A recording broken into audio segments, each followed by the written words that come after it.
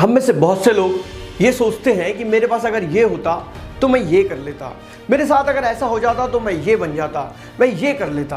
और इसी चक्कर में बहुत से लोग ज़िंदगी में कभी बड़े सपने नहीं देख पाते, क्योंकि हमेशा उन्हें ये लगता है कि हम जो भी सपना देखेंगे उस सपने को हम पूरा नहीं कर पाएंगे और वो ज़िंदगी में कुछ बड़ा नहीं कर पाते। नमस्ते दोस्तों, मैं अंकित और आप देख रहे हैं डोंट गिव अप। एक छोटी सी कहानी, एक जापानी लड़का जिसका नाम है ओकायो।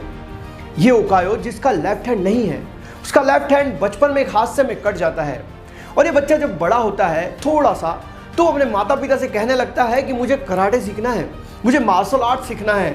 लेकिन उसके माता पिता कहते हैं कि तुम्हारा तो एक हाथ नहीं है, तुम कराटे कैसे सीख पाओगे। लेकिन बच्चे की तो इच्छा रहती है कराटे सीखने की, उसे तो सेंसेई बनना होता है, उसे कराटे में इतना निपुण होना होता है कि वो सबसे बेहतरीन कराटेबाज बन जाए।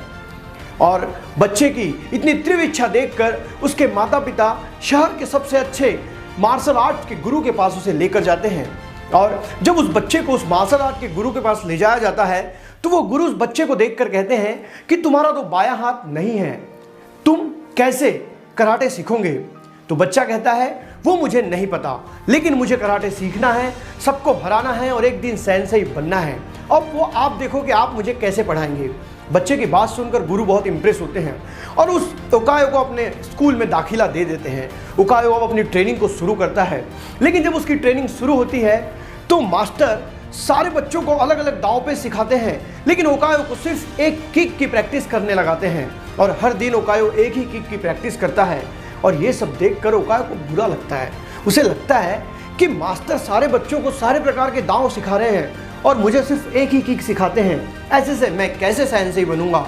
और वो मास्टर से अपने दिल की बात कहता है।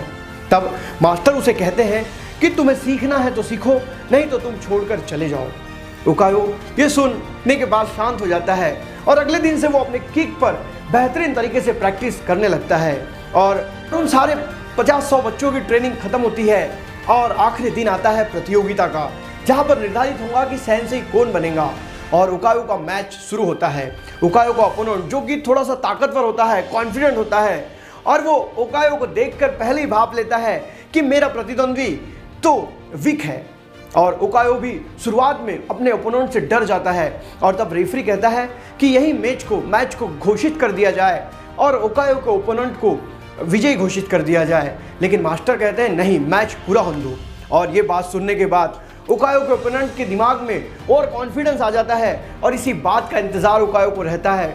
और जैसे ही और कॉन्फिडेंस में ओकायो का प्रतिद्वंदी खेलना शुरू करता है और ओकायो वही किक मारता है जो किक उसने अभी तक सीखी थी और सामने वाला प्रतिद्वंदी ढेर हो जाता है।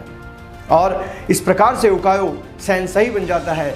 ये मैच जीतने के बाद ओकायो अपने गुरु के पास जाता है और कहता है कि मुझे तो सिर्फ एक किक आती थी और मेरा बायां हाथ भी नहीं था, फिर भी मैं कैसे जीत गया। तब गुरु कहते हैं तुम 2 कारणों से जीते हो। एक तो ये कि तुमने एक ऐसी किक पर प्रैक्टिस की थी जो मार्शल आर्ट की सबसे कठिन किक होती है, सबसे टफ किक होती है, और उस किक के तुम मास्टर बन चुके थे। और इस किक का एक ही तोड़ था कि प्रतिद्वंदी के लेफ्ट हैंड को पकड़कर प्रतिद्वंदी को जमीन पे गिरा दो, और तुम्हारा तो लेफ्ट हैंड ही नहीं था, तो उस तोड़ का तो सवाल ही पैदा नहीं होता। तुम्हारी कमजोरी ही तुम्हारी ताकत बन गई। दोस्तों, हमारी ज़िंदगी में भी हमने अपने सपने देखते समय अपनी कमजोरियों के आगे हतबल नहीं होना चाहिए, अपनी कमजोरियों को अपनी ताकत बनाने का प्रयास करना चाहिए, क्योंकि इस दुनिया में हारा वही है जो मन से अपंग हुआ है। अगर हाथ पैर से अपंग हो भी जाते हो तो तुम्हें कोई हरा नहीं सकता, क्योंकि अगर तुम्हारे मन में जिद है करने की तो तुम उसको कर ही लेते हो। इसीलिए कभी भी अपनी ज़िंदगी में सपनों को देखना ना छोड़ें, हमेशा सपनों के लिए काम करें, बड़े सपने देखें और उनको पूरा करने की कोशिश करें। सपने देखने के बाद कभी ये ना सोचें कि ये मेरे से नहीं हो पाएगा, आप उस सपने को जरूर पूरा करेंगे। दोस्तों, छोटी सी कहानी अगर अच्छी लगी है तो वीडियो को लाइक करें। मैं इस चैनल पर रोज एक नई कहानी के साथ आता हूँ। तब तक के लिए अलविदा, जय हिंद, वंदे मातरम।